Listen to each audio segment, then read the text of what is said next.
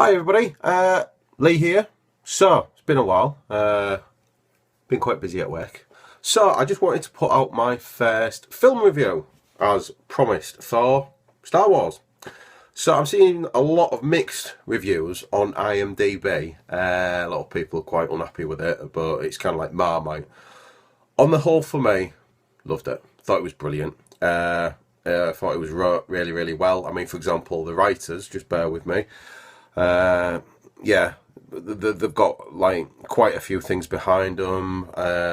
Lawrence Kasdan, Star Wars, Return of the Jedi, Empire Strikes Back, Raiders of the Lost Ark, and then a couple of people like for Hunger Games, Little Miss Sunshine. So some good writers there, and obviously J.J. Abrams, who understands, like, I would think, a good bit of science fiction, because obviously he's done the Star Trek films, which I've also enjoyed.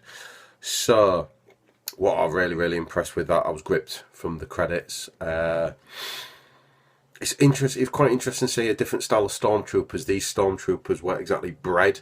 They were kind of like taken from a young age and trained to be like that. So that was quite interesting to see. Visual effects was absolutely amazing, which you would expect for the budget that they've spent on this film, and the fact that it's 3D, I thought that was just out of this world. BB-8. Not replaced R2-D2, but he was very cute and he was very funny. So nice little bit of comedy in there. And just really, the nutshell of the film was, where's Luke? Don't want to really give too much away for people who haven't seen it yet. But overall, I was really impressed with it. It's a good family film. I know it is a 12A.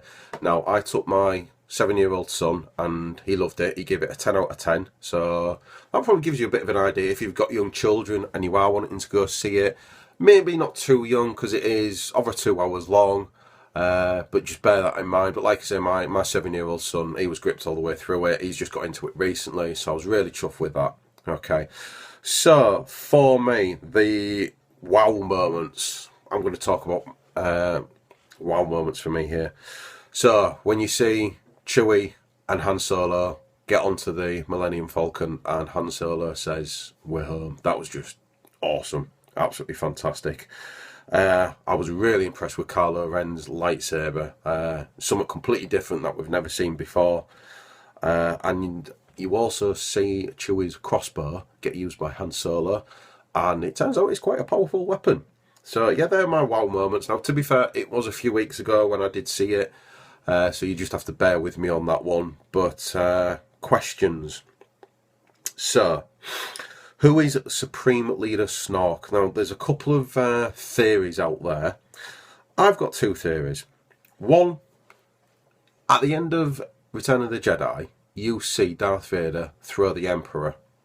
Now, you see like some sort of blue explosion, but you don't actually physically see him die.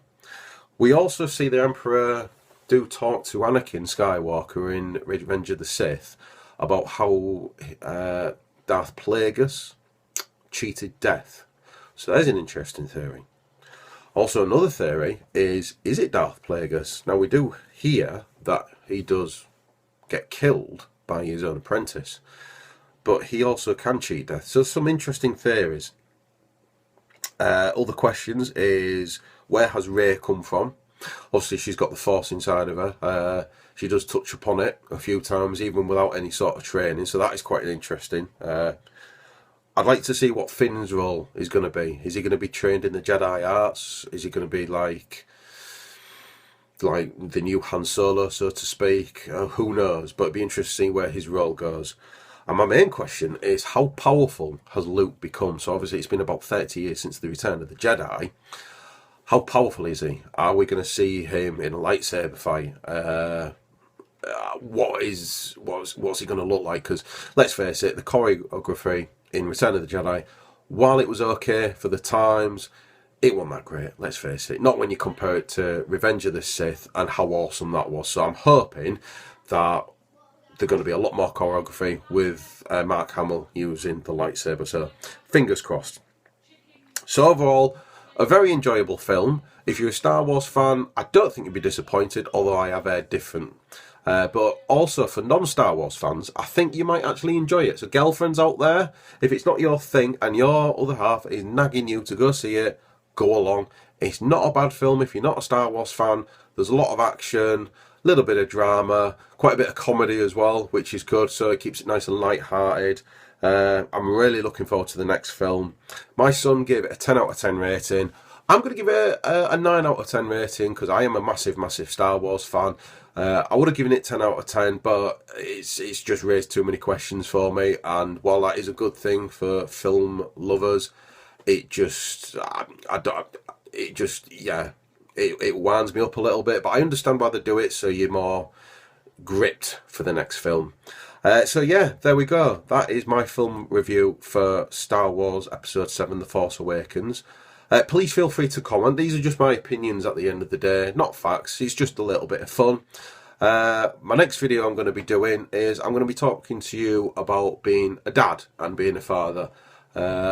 Just some of my own thoughts and feelings. So yeah, look forward to doing that video soon. Please feel free to comment. And yeah, I'll speak to you soon. Cheers. See you later.